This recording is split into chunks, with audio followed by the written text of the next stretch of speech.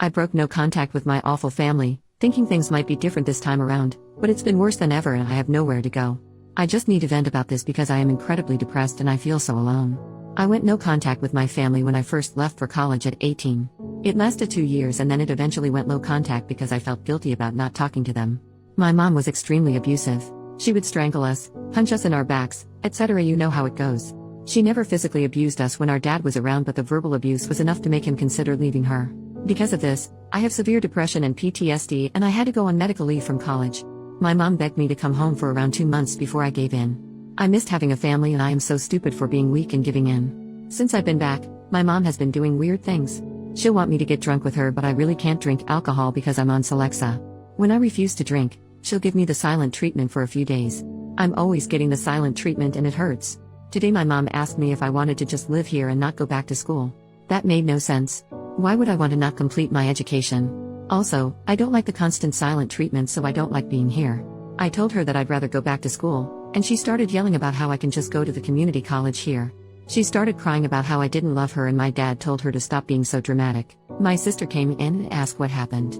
When my mom told her, she didn't say anything and just went on her laptop. For some context about my twin sister, she is beyond crazy. She once stalked a man for 6 months because the guy told him that she didn't know what she was talking about and should shut up.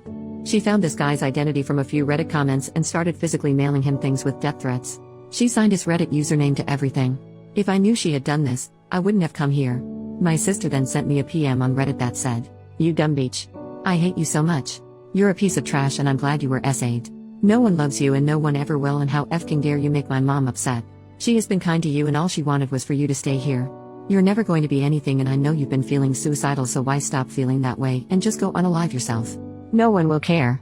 Your boyfriend broke up with you last year and I think that just goes to show that no one cares about you. I hope you get SA'd again, but I should stop talking before you call the cops on me like you used to do to mom when we were kids. There's so much I'd love to say to you, but I don't want you to go snitching and I don't want to be a bully." As soon as I saw that, I started crying and I told my dad. He said my sister was totally out of line, but he can't discipline her because if that's how she feels, she is entitled to feel that way. My mom came in and saw me crying and started laughing uncontrollably. I asked my sister why she would do something like this when I have only been nice to her. I sent her like $400 a month when I was in school because my parents are so poor.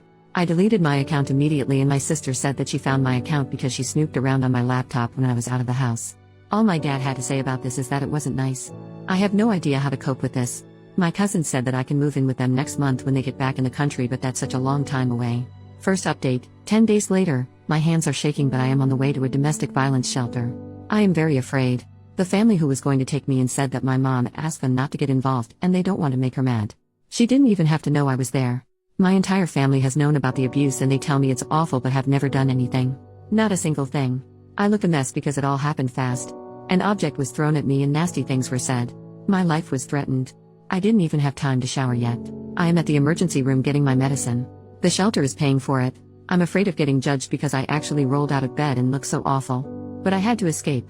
The shelter only gives me 30 days, so at my job interview I think I'll be honest and tell them I really need the job because I'm in a shelter. It's at a cinema, so that would be nice. My friend and her parents live in my college town and said I could stay there. I just have to buy my ticket. Thanks for the encouragement and I hope things will be okay for me. Edit. My dad keeps sending me texts telling me to call him immediately. I am not going to do that. Final update. Wow, so it's been nearly 3 years since I posted on this forum, desperate for help. For some reason, these posts just popped into my head after all this time, and rereading them I just want to hug my former self because I had forgotten how bad things were. I also want to hug all of you for helping me. I wrote down the advice you gave me and I used it. I really did. I may be a little vague to continue to preserve my identity.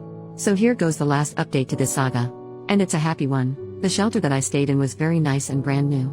The staff told me how cramped the other one was, so I'm very lucky that I arrived when I did.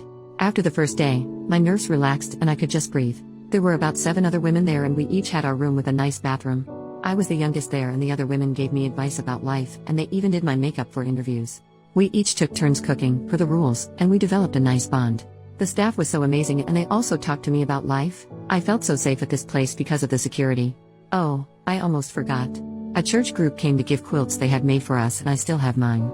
Sometimes I snuggle with it and think of how far I've come. I love that quilt and I wash it very carefully. We also had group and individual therapy which really helped. I know every shelter experience isn't like this, but please don't be afraid to just leave when things get bad. Family abuse counts as domestic violence.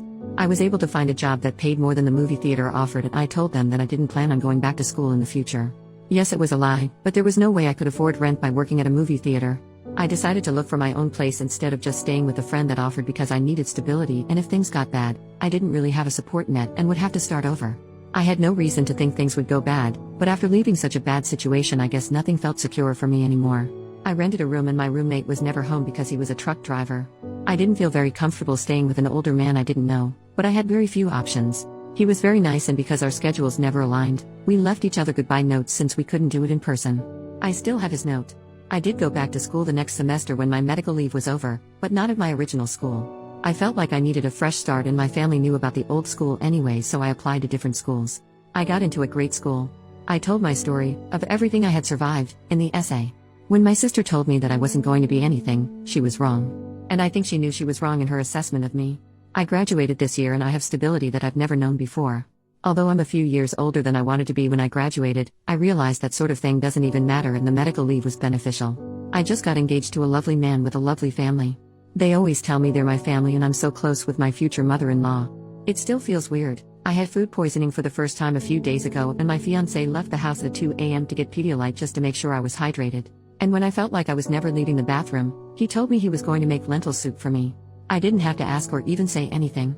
When I was a kid and vomiting blood, my mom told me to go back to sleep. It feels nice to be treated this way, and sometimes I catch myself saying, "You don't have to," when he tries to do something nice to me. Anyway, he has 6 siblings and they're like the siblings I never had. I learned to value myself and put myself first. I wasn't loved as a child, and so I do things for myself that I didn't get.